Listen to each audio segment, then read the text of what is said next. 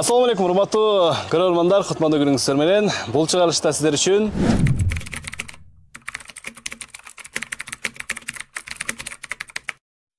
ушул Умар мырза менен бир аз сонун маек куруп, интервью алып, жашоосу тууралуу, иши тууралуу кенен маалыматтарды сиздерге берген турабыз.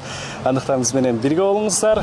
Хаят Travel деген компанияны негиздөөчүсү сизби ошондо? Жок, Хаят Travel'дын негиздөөчүсү бул ошол ноокаттыктар болот. Калленинден болушат. Нур Мухаммад деген бизде доктор бар. Анан бул жакта Абдулбари деген тамылабыз да бар. Ошол кишилер жетектейт. Анан биз 2 жыл мурда умрага бардым мен. Кышындасы ошол декабрдын калп айтпасам 30 жолго чыктык окшойт. Декабрдын 31-и жаңы жыл күнү түнү биз Куweitте болдук окшойт. Ооба, Куweitте аэропортто болдук окшойт. Жаңы жылда. Да, жаңы жылда. Биз бул жакта Кызылкая шаарында Нур Султан деген тамыла бар. Ошол кишинин артынан жазылып, шерик болуп барганбыз, биринчи үйрөнүп келели деп умрага барып, ошол жактан анан бул компанияны биз билип калдык.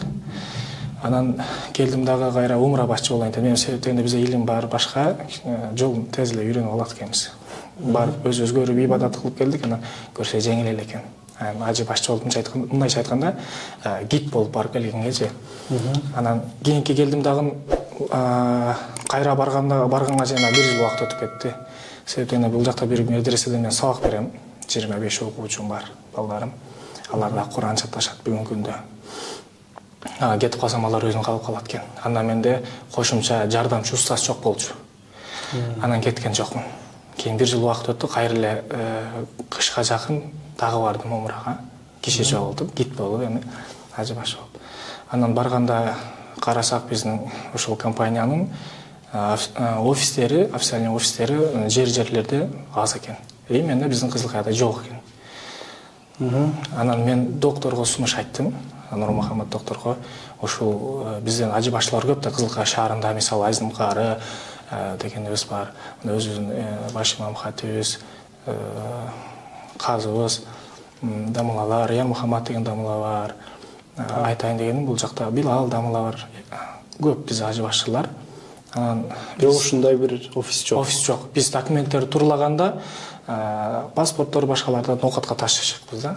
Анан сунуш айтсам, макул, карыканда бир карап көрүңүз деди. Сразу эле макул болгон жок негизи. Анан биз бул жака келип месталарды издеп, бир-эки месталар көргөзүп, видеого тарташтап, ушул жерге кылсак кандай болот деген разговорлор менен көп жүрдүк. Анан негизи мындай экен да. Айтат го, Алла Таала пайдадан зыянды, зыяндан пайда берүүчү зат депчи. Биз бир нерсени туура деп билип, ошону кылып, жок, ушунан мен пайда табам дегениңиз менен балким ал сизге зыян болуп калышы мүмкүн экен да. Биз бир местаны көрдүк, аптан катык чабыштык. Бул местага чейин, азыркы локациябызга чейин ал болбой калды.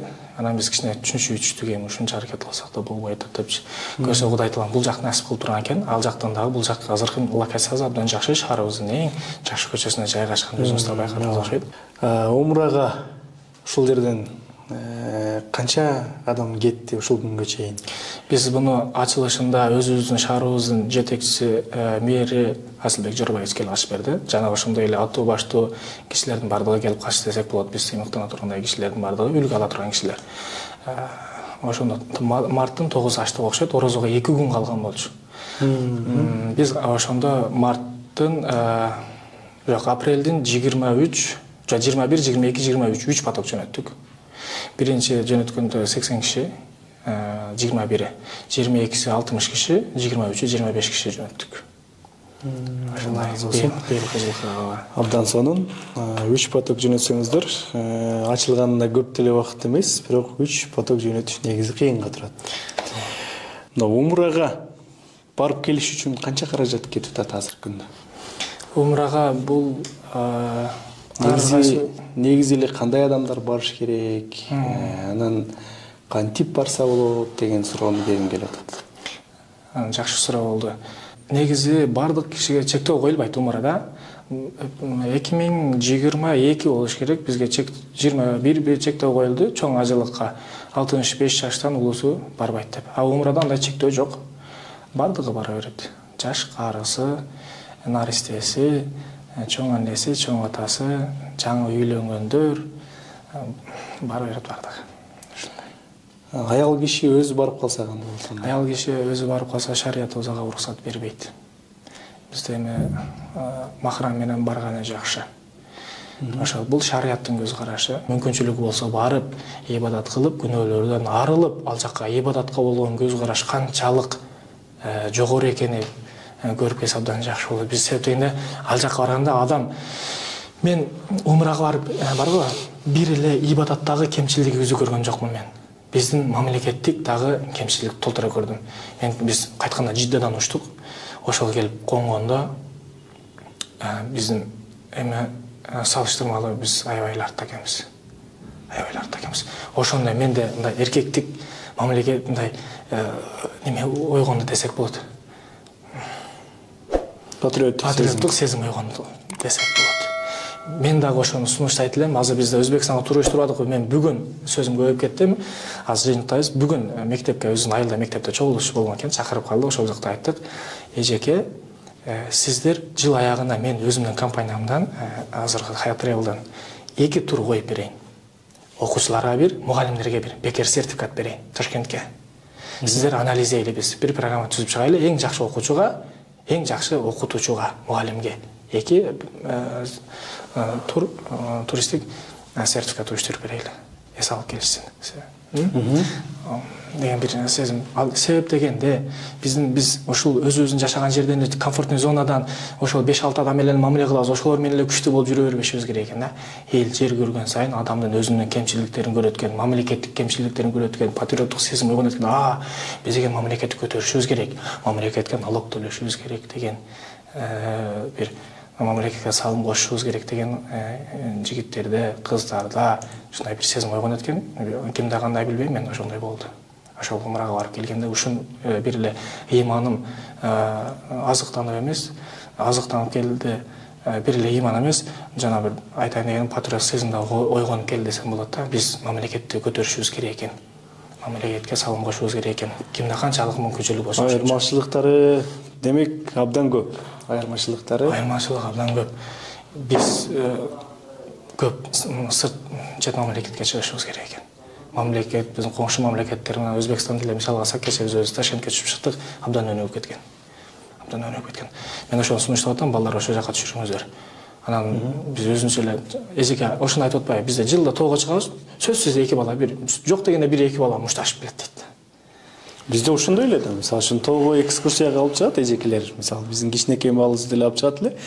Барып, ал жакта мушташып, эс албай эле. Эс алуунун жарым күн деле кайтып келип калат элек. Ушундай бир түшүнүктөр менен барып келет элек да, кээ бир учурларда.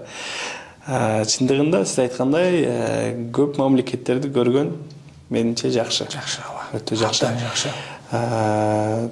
Турцияга дагы жөнөтөбүз деп калдыңыздар. Дүйнөнүн кайсы мамлекеттерине жөнөтүп атасыздар азыркы күндө? Азыркы күндө эң актуалный ушул эми умрабыз болчу бизде, Саудовская Аравияга. Андан кийин азыр чоң ажылык башкалы жабылды. Азыр Ташкент менен иштешип атабыз. Анан Турцияга. Алдыңкы күндөрү дагы башка жака дагы Дубайга башка уюштурабыз. Эми Дубайдын сезону кышта келет да. Азыркы күндө барсак ысык, абдан ысык Дубайда.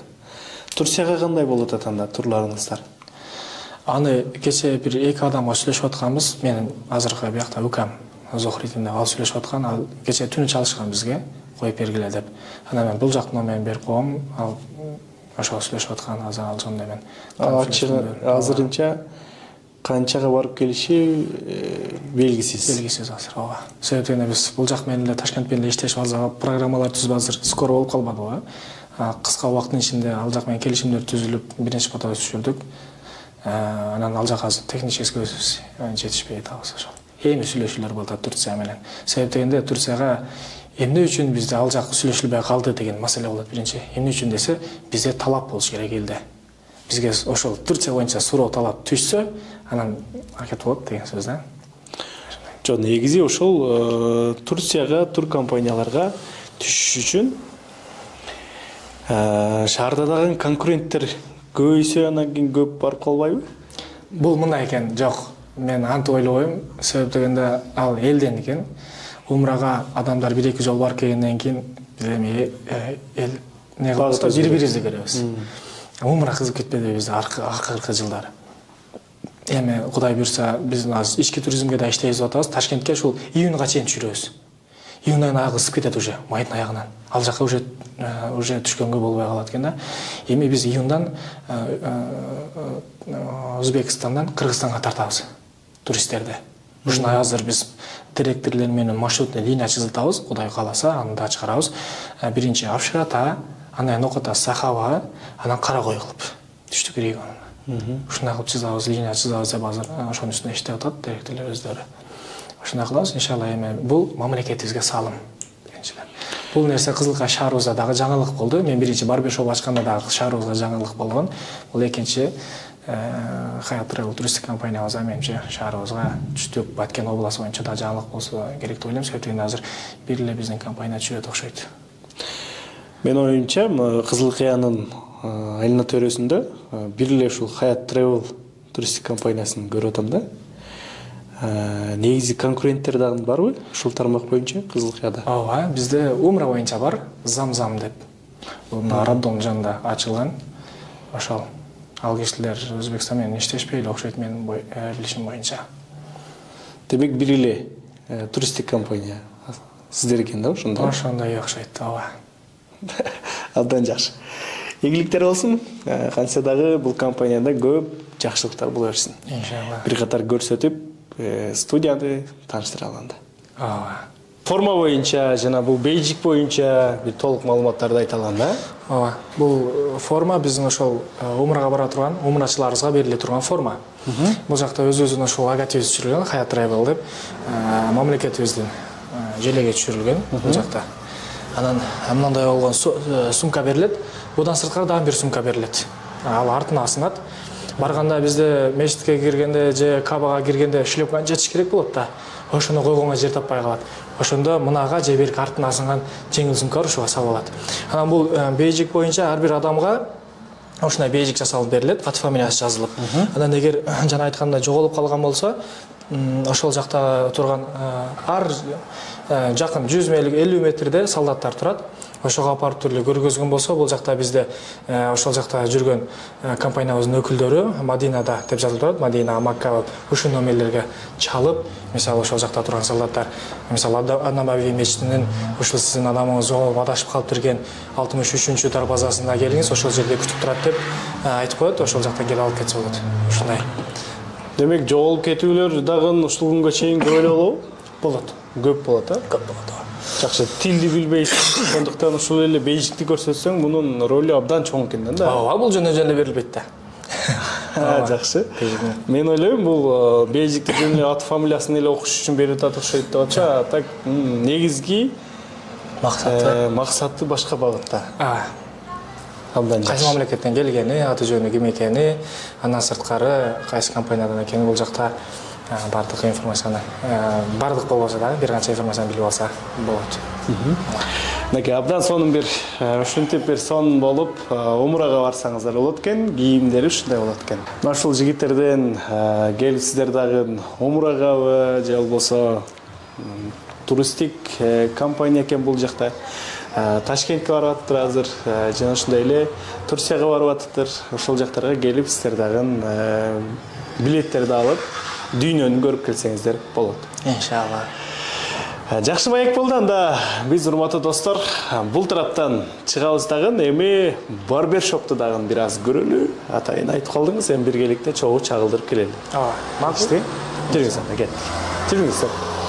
Урматтуу достор, мынакей биз азыр Умарымыздын дагы бир ишкерлиги менен бул жерде барбершоп ачкан, ушул барбершопуна келип отурабыз. Бул жакта кандай кызмат көрсөтүшөт? Биргеликте бул жакта көрүп чыгалды. Жакшы, анда бисмилла, өзүңүз баштап берели, анда кирели. Жүрүңүздөр, кана бисмилла, салам.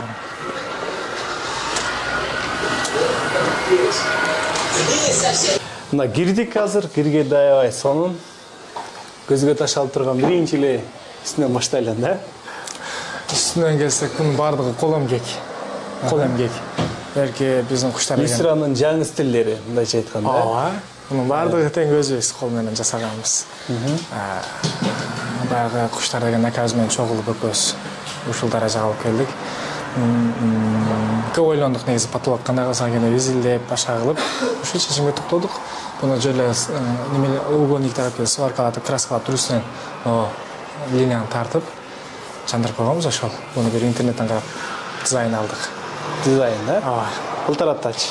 Бул жак ожидание залыбыз, келген клиенттерибиз ушул жерде күтүп отурса болот. Бул жактан китептерибиз бар. Аны алып окуп турса болот. Күткөнчө. Диний китептерден, да? Диний эмес, эми бизнес жаатын ар кандай китеп бар бул жерде азыр. Өзүнө, ооба, өзү каалаган китебин алып окуй берет. Анан бул жак ресепшн бизде, касса десек болот. Биз кепка алып келип койгонбуз азыр. Кепка сатылар, эми бизде жалаң мырзалар келген үчүн кепкаларды алып келип койгонбуз бул жака.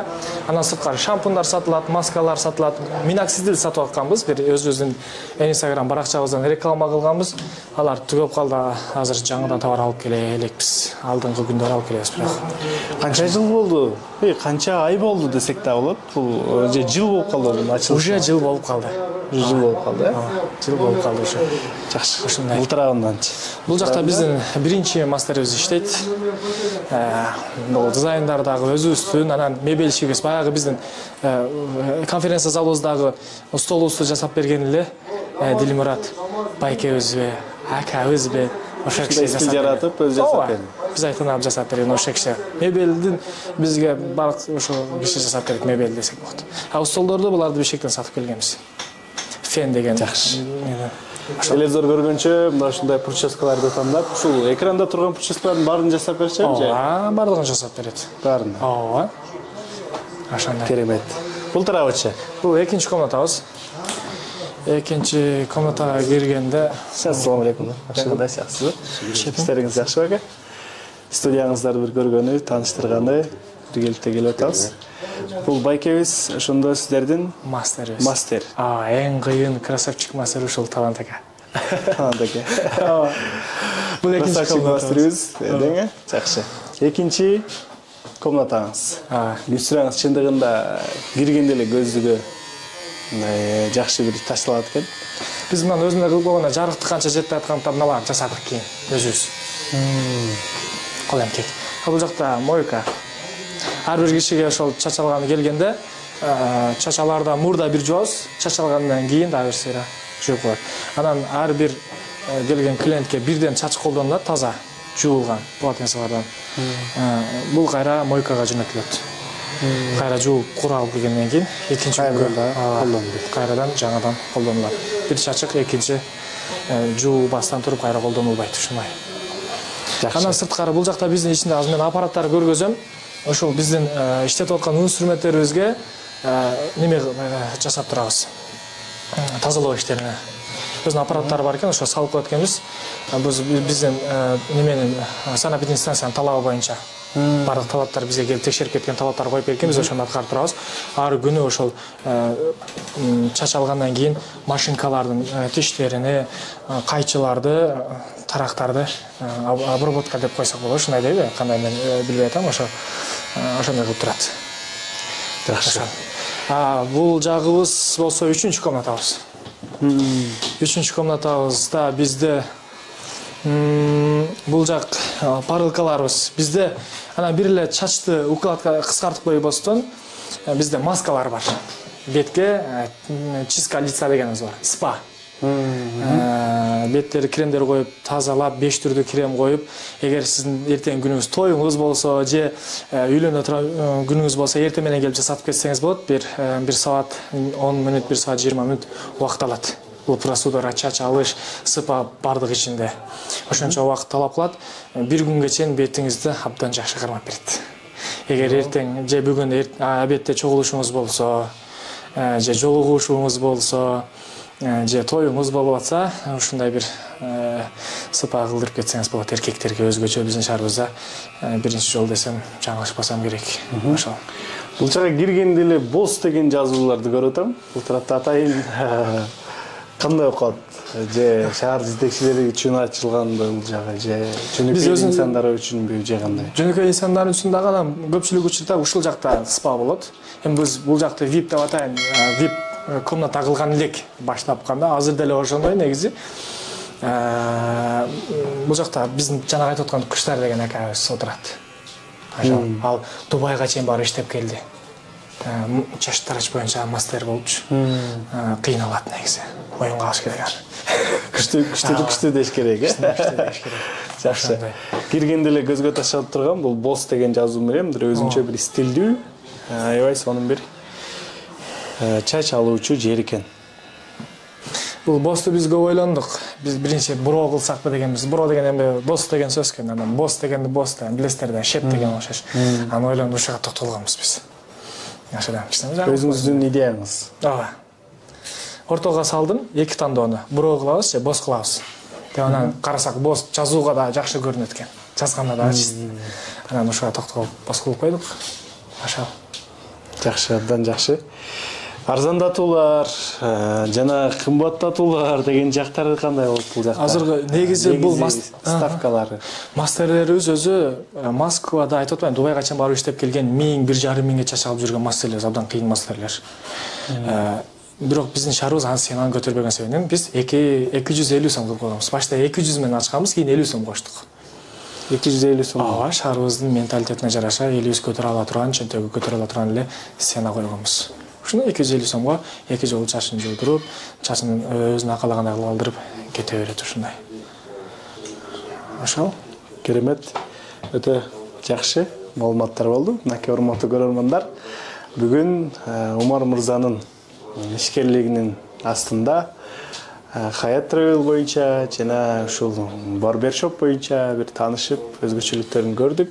Дагы кандай өзгөчөлүктөр бар бул жакта? Өзгөчөлүгү бүгүн мен мектепке бардым дебедим да чогулушка.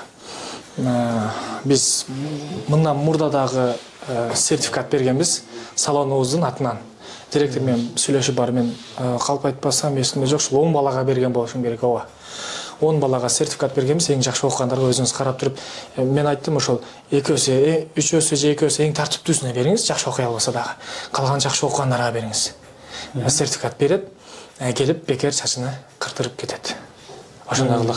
Анан бул ушундай эле токтоп калбасын дедим да, бизде Нават болуш керек. Нават чайканасынын аркасында Сирена деген салон бар. Женский салон, ал жакта биздин бир тааныш эже Света деген эжебиз, Элиза деген эжелер иштейт. Алар менен сүйлөшүп, мен бир эле балдар болуп калбасын деп кыздарга дагы сертификат жасатканмын. Мугалимдерге 4 сертификат жасаттым окшойт, бекер. Барып чачыны боётобу, кыскартабы, башка кылабы. Ошол биринчи мектепке барганда ошол өзүбүздүн салондон 10 сертификат бердим, бекер.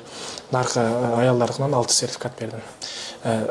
4-өсү мугалимдерге болду окшойт, анан 2-өсү окуучу кыздарга. Себептен билесиз да, окуучу кыздар эми жаш, ошого биринчи сабак берген, мээнет кылып аткан мугалимдерге болсун деп, аларга ошондой сертификаттар бергенбиз. Мына ушундай өзгөчөлүктөр. Жемек жакшы. Анда бул тараптан да көрөлү.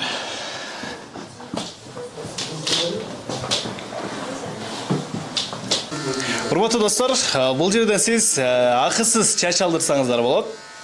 Кантип дейсизби?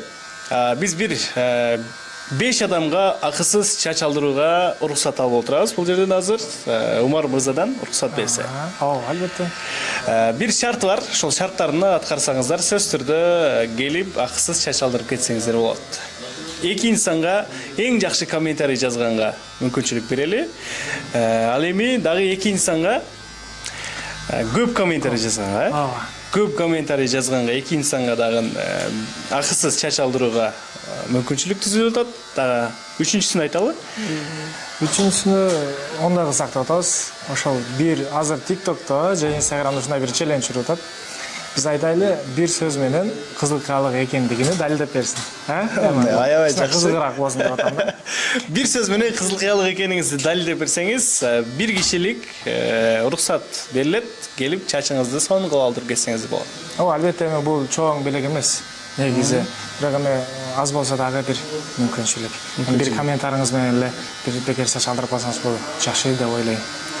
Мына ушундай жакшы бир мүмкүнчүлүк болуп атат. Анда сиздер да колдонуп калыңыздар, комментарий жазыңыздар, оюңуздарды күтөбүз. Сөз түрдө жыйынтыгын биз өзүбүз карап, анан Умар мырзага сиздерге жөнөтөбүз.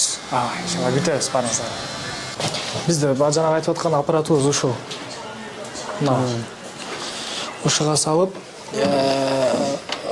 нелерди өзүнүн кислоталарын куят дагы, жандырып, ар бир алган аппараттарды ушул жерде тазалап турасыз. Тазалап тураттар. Ошо тарактарды, машинканын тиштерини, кайчылардын бардыгын ушул жака салып турат. И бул жака да салса болот. Муну эс алып келип койгонбуз. Бул жака да салып тазаласа болот экен.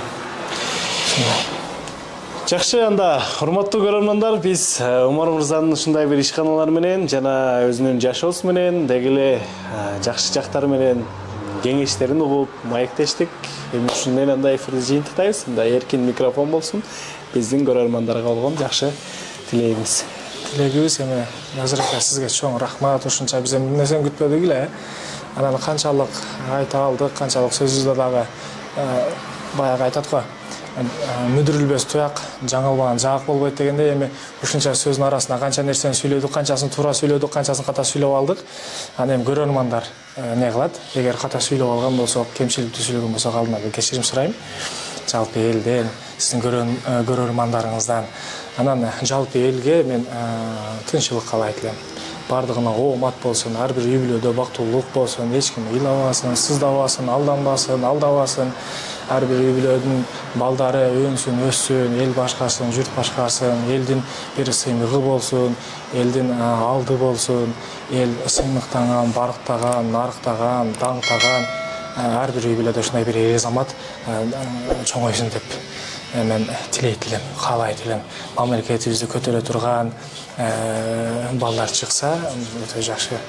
Ойлойм, ошол бардыгыңыздарга чынчылык болсун, аманчылык болсун, бардыгыбыз алдыбызга коюп аткан максаттарыбызга Кудай Таалам жетүү жолдорун жеңил кылсын, оңой кылсын, жашоодо адал жашашка, бирөөнүн көңүлүн оорутпашка, бирөөнүн акысын жебешке Алла Таалам бизге ошого жараша күчтүү ыйман берсин. Анан бардыгыбыздын кулк мүнөзүбүздү жакшы кылсын. Себептен кулк мүнөз. Рахмат. Алла разы болсун. Урматтуу көрөрмандар, бүгүн биз жеке ишкер, устаз Умар мырза менен ушундай бир керемет маек курдук, ишканаларын көрдүк. Кайрадан эми сиздер менен коштошобуз. Комментарийге жазып кетиңиздер оюңуздарды, сөзсүз түрдө сиздерден жакшы комментарийлер күтөбүз. Анан кийинки ишкер ким болсун жана сунуштарды дагы бере кетсеңиздер болот дейли. Кайрадан көрүшкөнчө чоң рахмат анда. Бар болуңуздар.